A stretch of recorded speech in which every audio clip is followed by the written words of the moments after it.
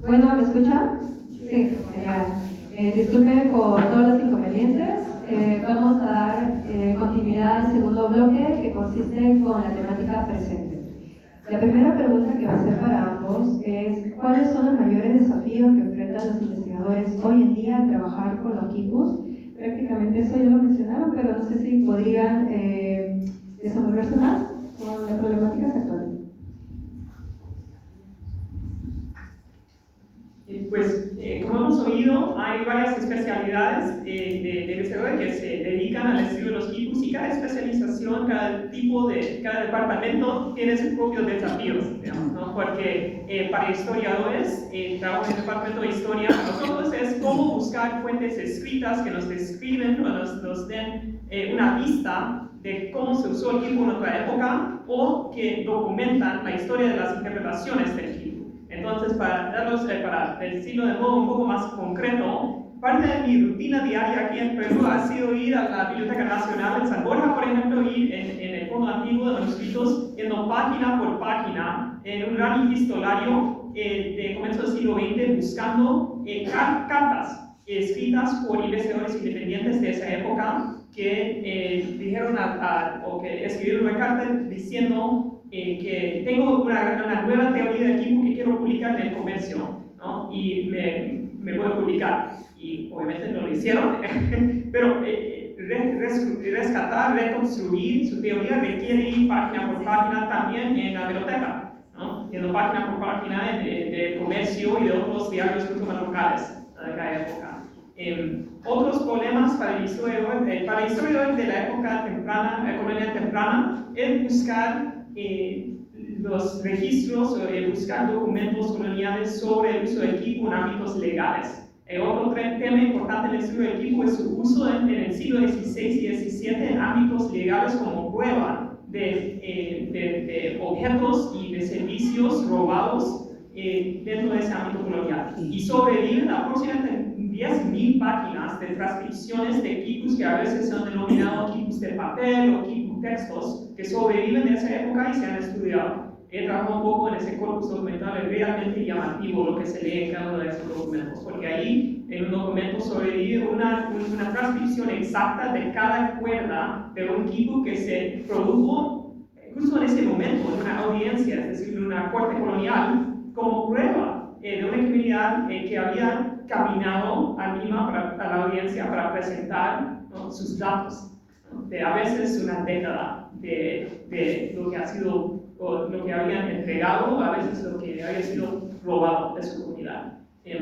Eso presenta sus propios desafíos, cómo leer la letra, ¿no? Ese sí, ¿no?, lo más básico, ¿no? Pero también cómo formar correlaciones, y también depende de que, si nos dedicamos a descifrar. Tal vez otro tema un poco más amplio, pero ¿qué quiere decir descifrar el quipu? Quiere decir leer cuerda por cuerda el significado de un solo ejemplar ahí en la mesa del museo, o más ampliamente quiere decir generar un vocabulario, digamos, de los signos, de las características de un quipu para poder describirlos de modo más sistemático, ¿no?, para poder interpretarlos como libros, es decir, aun si no son libros en sí, ¿no?, usar esa palabra exactamente así, pero a veces como historiador veo a historiadores que colaboro con historiadores de libros, ¿no?, que escriben historias de cómo de imprimir, historias de la escritura, historias de escribanos,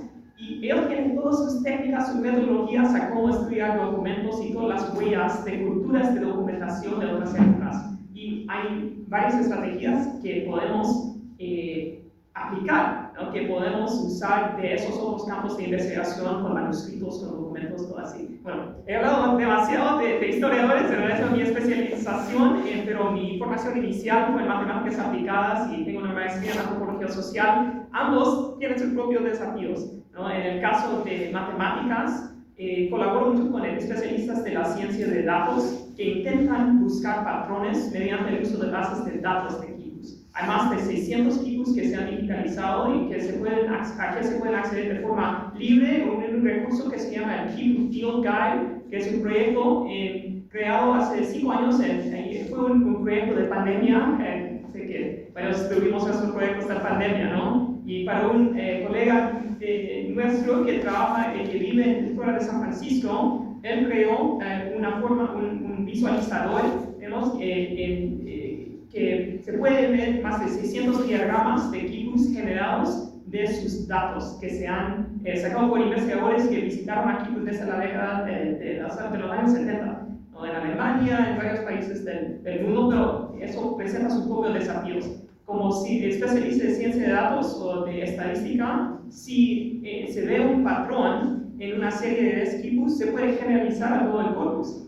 Es una pregunta abierta y que requiere recurrir a pues, todo el lenguaje de la estadística, ¿no? de pruebas estadísticas, de la aplicación de cómo evaluar patrones que se han encontrado. Y esa lista continúa. Tal vez algo de la arqueología, ¿no puedo contar? Sí, un poco la perspectiva de la arqueóloga y la curadora. Yo quisiera ahondar en dos aspectos principales. Uno es el acceso al objeto, el acceso al universo kibbutz que nos han dejado. Y esa lista, tal vez algo de la arqueología, ¿no puedo contar? Sí, un poco la perspectiva de la arqueóloga y la curadora. Yo quisiera ahondar en dos. Si no nos oyeron la primera vez. Es para enfatizar. Ese es el eco. Es el eco atrasado. ¿Espero? ¿Aló? ¿Aló? ¿Me escuchan? Sí. Repito por tercera vez. De la arqueóloga y la curadora, uno es el acceso al corpus material que existe en el mundo. Sabemos, lo hemos dicho en esta charla, existen alrededor de 1.400 kibbutz alrededor del mundo que conocemos, ¿no? Muchos de ellos que se encuentran fuera del Perú. Entonces, ya de entrada, estudiar todos es imposible. Todos se encuentran en museos distintos. Te diría que la minoría son kibbutz que se han encontrado en contexto, que son resultado de excavaciones arqueológicas. Cada vez que hay una excavación arqueológica donde se encuentra un kibbutz, es un tesoro para nosotros arqueólogos. ¿Por qué? Por lo que dije antes, encontramos un kibbutz en su hábitat, ¿no? El otro tema es la conservación. Sabemos que hay muchos kibbutz que probablemente no se conservaron. De hecho, es algo que no hemos mencionado en esta charla. Todos los kibbutz que se conocen hallados en el Perú se han encontrado en la costa. No hay kibbutz que se han encontrado en Cusco, en la capital de Tahuantinsuyo, raro. Salvo los kibbutz que encontró Sonia Guillén a inicios de la década del 90 en la laguna de los Cóndores, en Chachapoyos, Sierra Norte, Selva Alta, que es una zona asociada a la cultura Chachapoyas. Probablemente no se han conservado, probablemente otros fueron destruidos como parte de la extirpación de idolatrías y lo que conocemos que pasó en las primeras décadas de la colonia.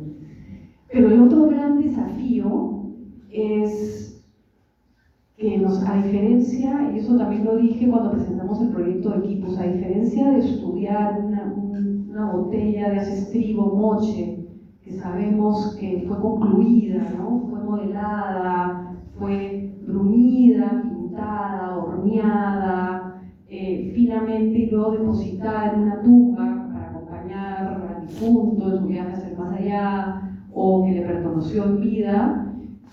Nosotros desde la arqueología estamos lidiando únicamente con la última versión de un kibbutz. Porque los kibbutz fueron utilizados y reutilizados. Y de hecho hay evidencias en las cuerdas de nudos que se hacían y se deshacían, se hacían y se deshacían. Entonces, ¿cómo nos enfrentamos a una herramienta que a lo mejor fue dejada en su momento o transmitida de mano en mano y que representa solo la última versión de su historia, ¿no?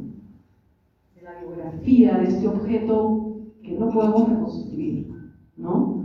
Porque está, digamos, ha sido manipulada, ¿no? Es una herramienta, es como el Excel, ¿no? Tú tienes tu Excel y le agregas filas, columnas, borras, la nueva pestaña, la vieja pestaña, puedes poner esta flechita que te dice andú, hasta un límite, ¿no? Que los equipos no lo podemos hacer, ¿no? Entonces es un poco la perspectiva de la arqueología y desde la curaduría del museo, ¿no? Otro reto es la manipulación física de un objeto, ¿no?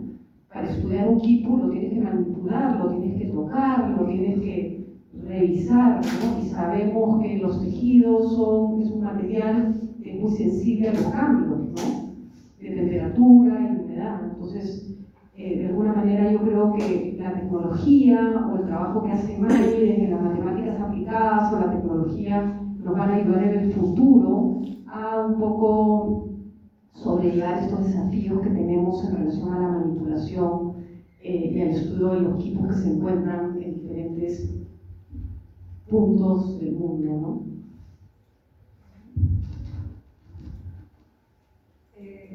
Justo ahí está la cuestión sobre el acceso que se tiene a estos materiales, ¿no? Y esto es algo que le están poniendo mucho empeño en el proyecto Kipu.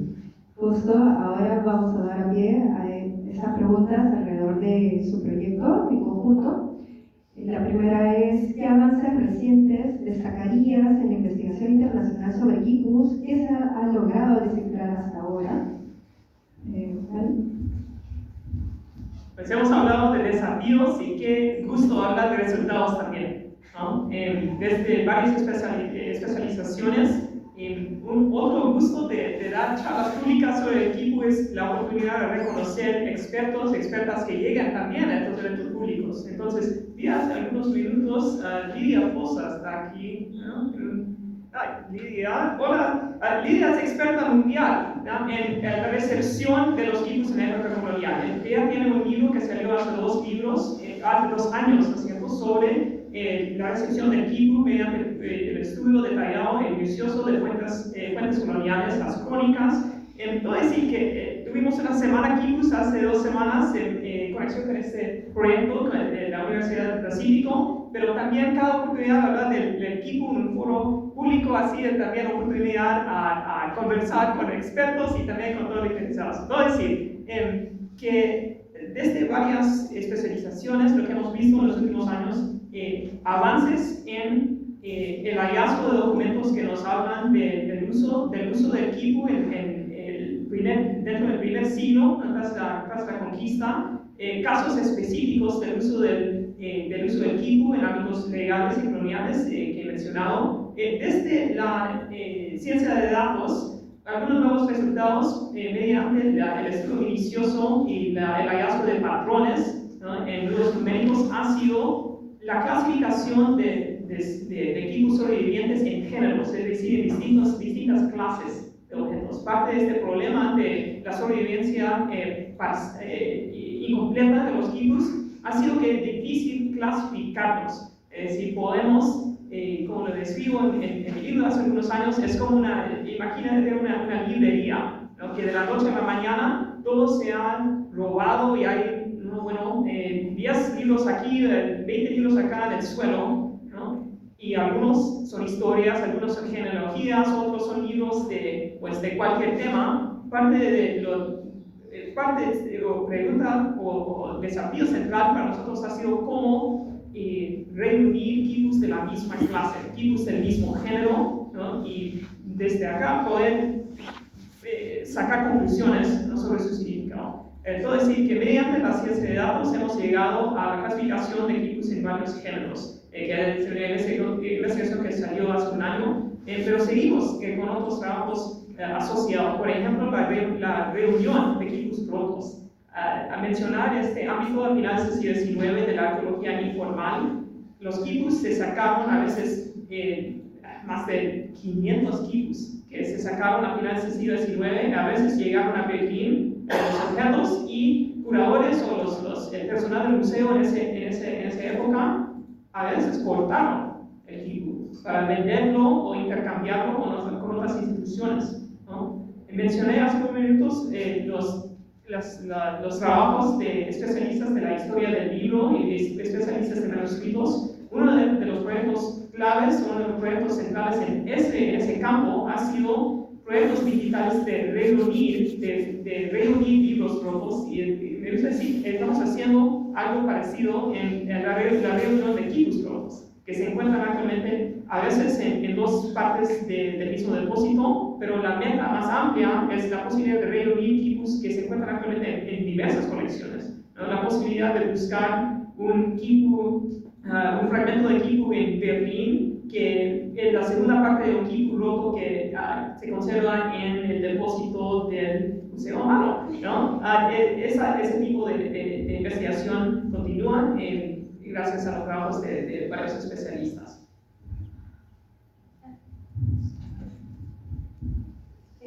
La siguiente pregunta para Cecilia es: ¿podría contarnos en qué consiste el proyecto Quipus y cuál es su principal aporte al estudio de estos objetos?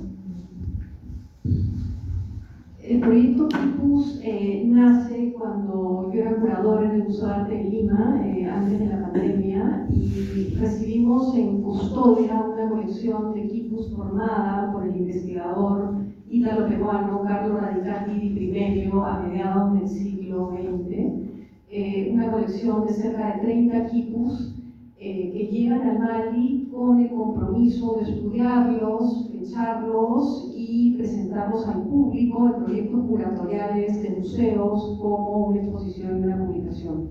Yo tuve ese proyecto a cargo y desarrollamos una exposición que estuvo bastante accidentada porque comenzamos a montarla justo antes de la pandemia y no pudimos inaugurarla hasta octubre de ese mismo año. Una exposición muy importante, diría que una de las más ambiciosas sobre quipus que se han hecho en la historia de nuestro país. Más de 70 quipus procedentes de diferentes colecciones, principalmente públicas, y desde mi interés como arqueóloga, quipus excavados arqueológicamente, ¿no?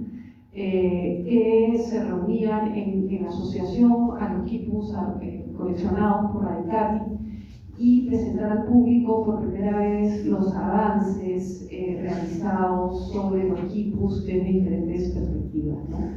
Y otro de los objetivos de esta exposición era un poco reflexionar en torno a la supervivencia de los quipus luego de la conquista y la transformación y la adaptación hasta hoy, ¿no?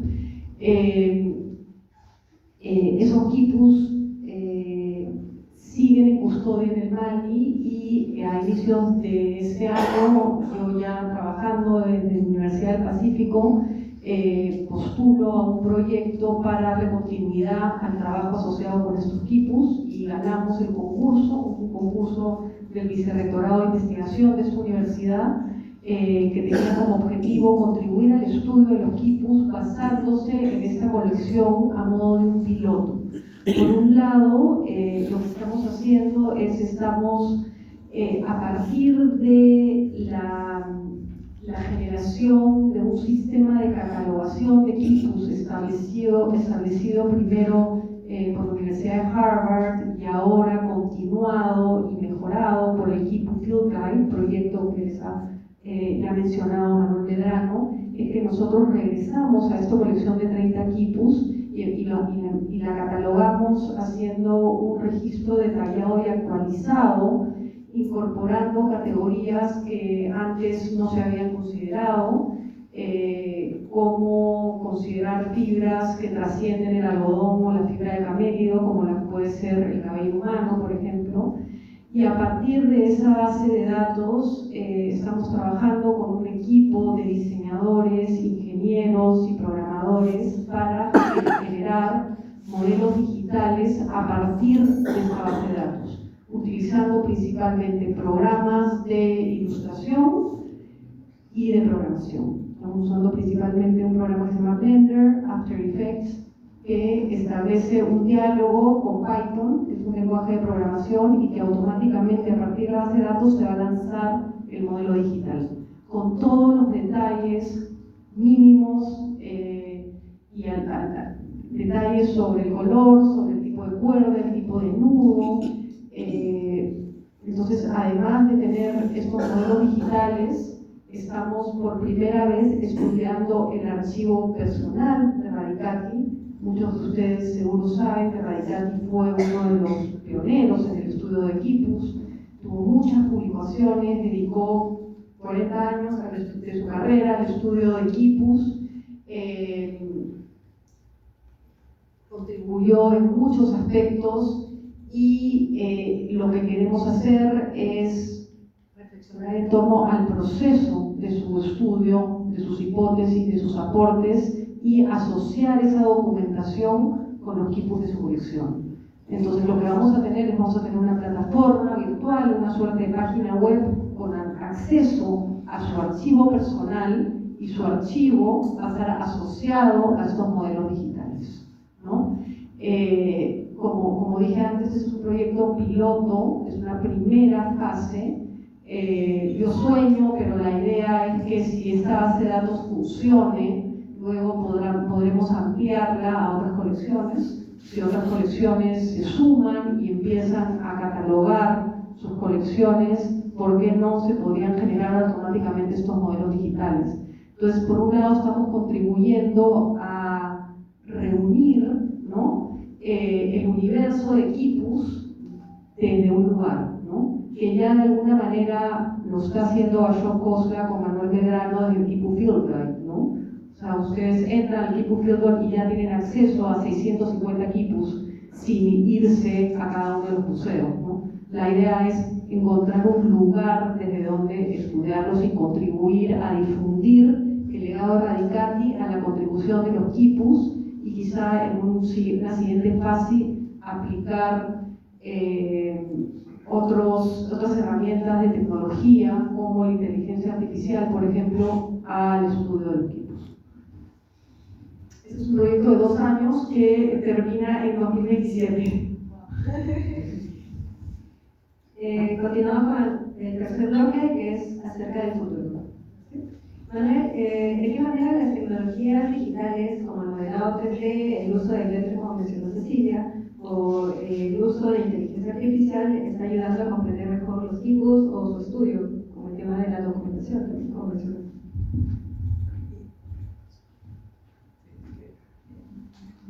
Tenemos una ronda de preguntas al final, pero sí. Bueno, la inteligencia artificial es tema diario, por lo menos en los campus de Estados Unidos. Es la pregunta cada día de cómo vamos a avanzar en enseñar cómo escribir y cómo pensar, ¿no?, dentro de este nuevo ámbito. El año pasado un alumno, uno de mis estudiantes, me preguntó si no, ¿por qué no había ingresado todo de la base de datos de quipus a ChatGPT, ¿no? Pero todavía hay un rol importante también por parte del libro de 2021 antes del lanzamiento público de GPT, ¿no?, de proyectos así. Lo real, todavía hay valor, ¿no?, en compilar. Obviamente, todo programa, cada programa de informática o de inteligencia artificial requiere datos, ¿no?, y datos digitalizados. Entonces, el rol de catalogación, de llegar a un museo y estudiar de forma detallada y minuciosa, sacar observaciones sobre cada cuerda y nudo y fibra, aún en una vista completamente tecnológica, todavía obviamente son, pues, obligatorio, ¿no?, llegar a un museo y sacar datos como estos de un tipo. También nos ha ayudado en la generación de hipótesis, ¿no? Hablar de quipus, hace algunos minutos planteé esta pregunta: ¿qué quiere decir descifrar un quipus? ¿No? Y para mí es pregunta clave, debido a que ahora soy historiador, es mi formación, y así pienso, y para historiadores la pregunta central tal vez no es qué lo hemos descifrado, sino qué quiere decir descifrar, ¿no? Y estos métodos tecnológicos, informáticos, de inteligencia artificial ayudan en la generación de hipótesis, y luego podemos evaluar de modo manual, ¿no? Que nos ayudan a plantear hipótesis sobre colecciones específicas, nos ayudan a ingresar nuevos contextos. Si, por ejemplo, en un archivo en Alemania encuentro un detalle pequeño sobre el contexto arqueológico del descubrimiento de un quipu a finales del siglo XIX, podemos introducir eso como etiqueta dentro del modelo, que luego puede automáticamente generar clasificaciones hipotéticas de los objetos. Es decir, que estos proyectos, estas metodologías nos están ayudando a poder ingresar nuevos datos, pero también evaluar hipótesis al mismo tiempo que los generamos. Pero bueno, es la parte tal vez más especulativa, ¿no? de poder hablar del futuro, del desciframiento del equipo, y que tal vez es importante enfatizar que va a poder contribuir a los enfoques de cada disciplina. A veces de formas inesperadas que siguen sin definirse a los años que vienen, pero eso será si no hemos concluido ya tras oír algunos minutos de este conversatorio que hay varias preguntas abiertas en el estudio del equipo y que la gran mayoría de preguntas están abiertas, hay más preguntas que respuestas, ¿no?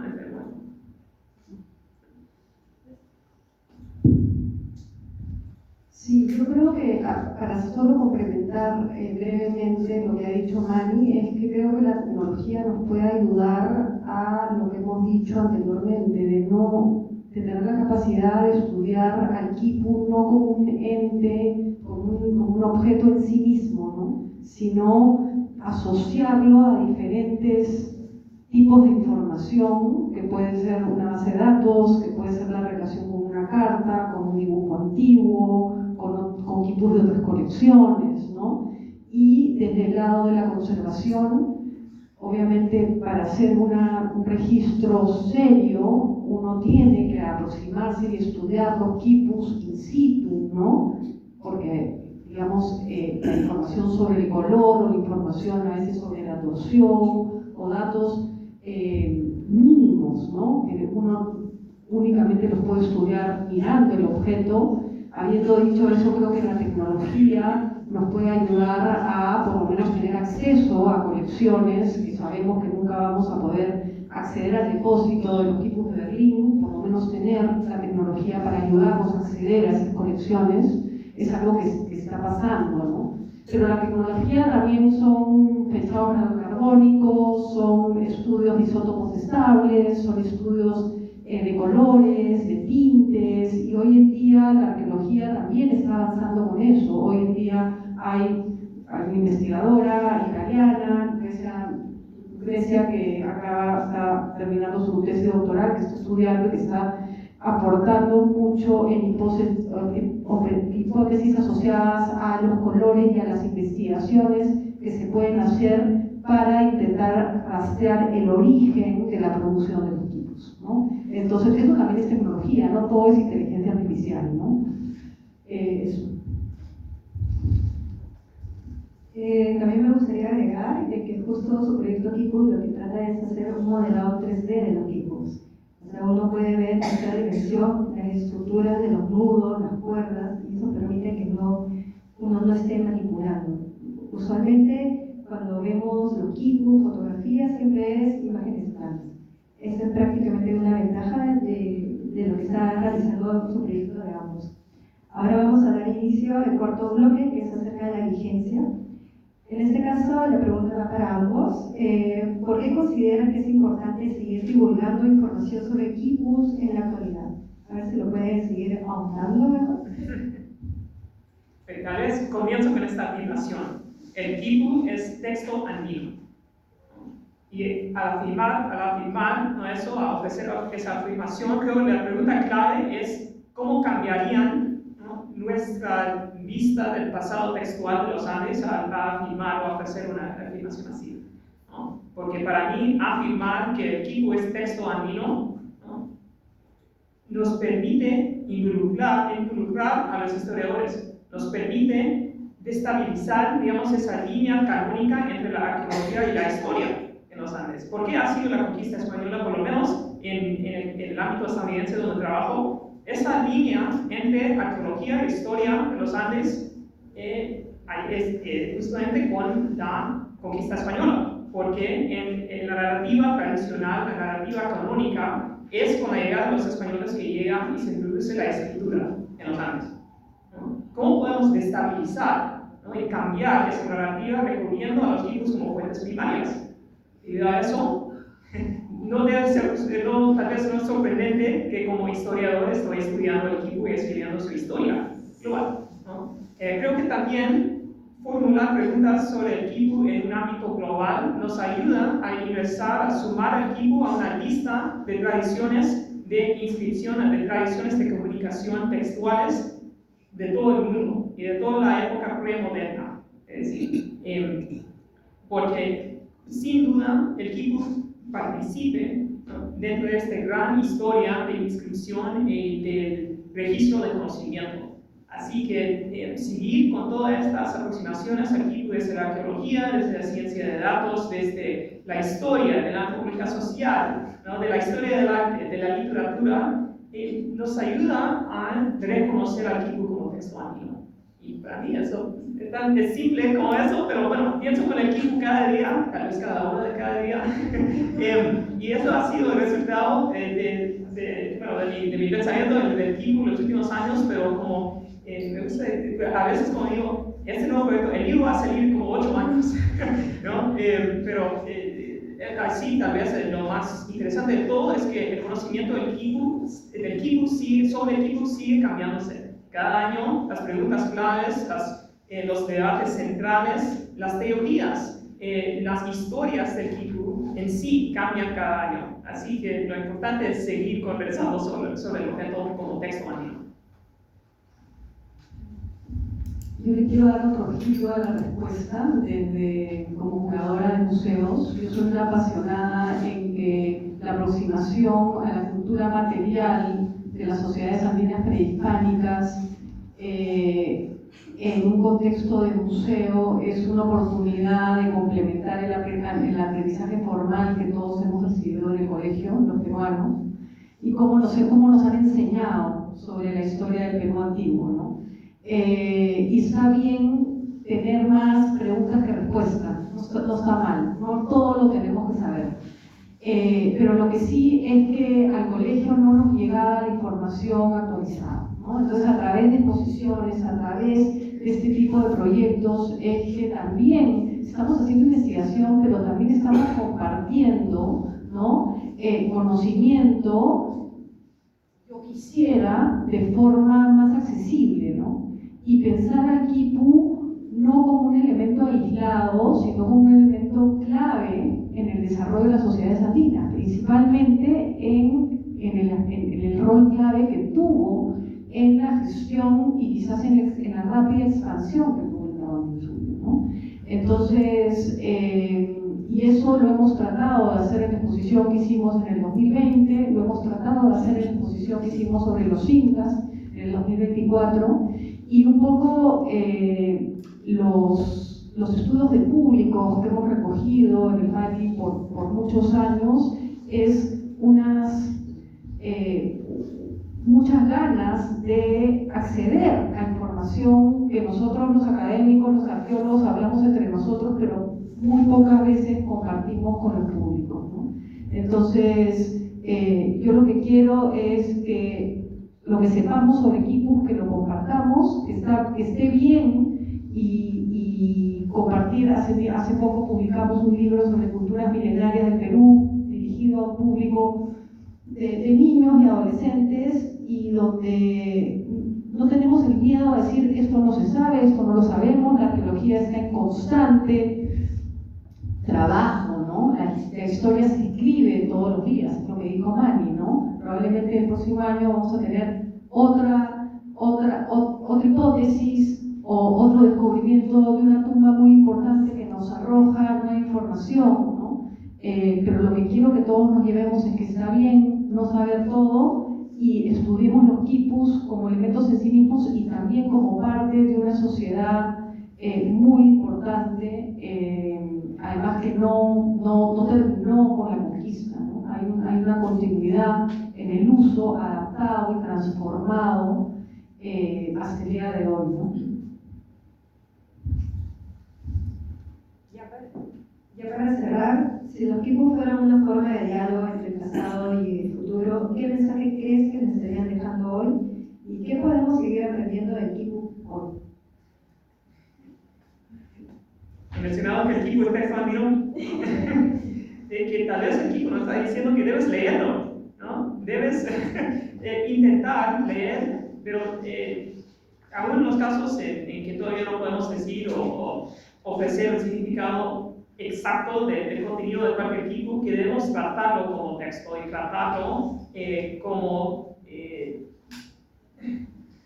tratarlo como fuente, ¿no? Tratarlo como fuente de modo con energía, ¿no? Dedicarnos a estudiarlo usando y recurriendo a varias metodologías y distintos campos de investigación, involucrando y colaborando con expertos de distintas disciplinas, ¿no? Y también buscando y llegando a museos de todo el mundo para, como dice Cecilia, llegar a difundir, digitalizar, compartir datos sobre el equipo, ¿no? Y con esa meta seguimos y a ver qué nos dice el ChatGPT.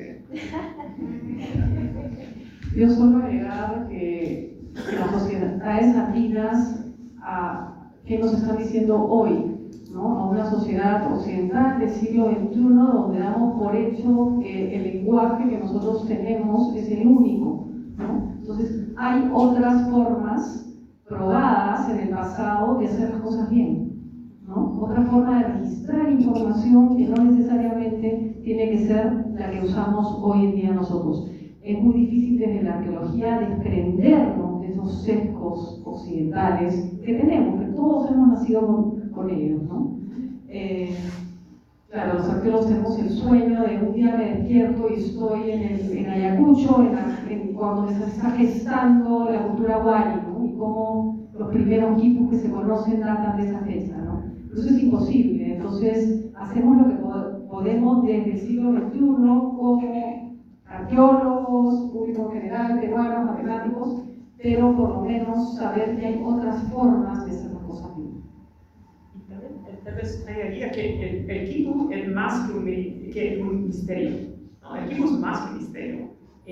Debido a su estatus como un objeto todavía no todo descifrado, otra pregunta que plantea el historiador es ¿qué quiere decir descifrado? No solamente qué quiere decir descifrar, pero ¿qué quiere decir descifrado? ¿No? Porque especialistas en los glifos maya, ellos no pueden leer cada glifo, no pueden leer cada línea 100%, ¿no? Ellos no han llegado a un desciframiento total. ¿Qué quiere decir desciframiento total? Entonces, dentro de en mis trabajos actuales, también es que hay otras preguntas que podemos plantear del glifo más que su significado exacto. ¿No? Podemos plantear otras preguntas, no solamente qué quiere decir este nudo o este color, sino también cómo funcionó el glifo como texto en una sociedad distinta a la nuestra, cómo funcionó el glifo como símbolo, como idea, ¿no? En distintas épocas. Y al hacerlo, creo que nos va a acercar a esa meta de tratar el equipo más como fuente y menos como misterio. Bueno, con eso damos por finalizado. Muchas gracias, Noé, muchas gracias, Cecilia. A ver, una ronda de aplausos.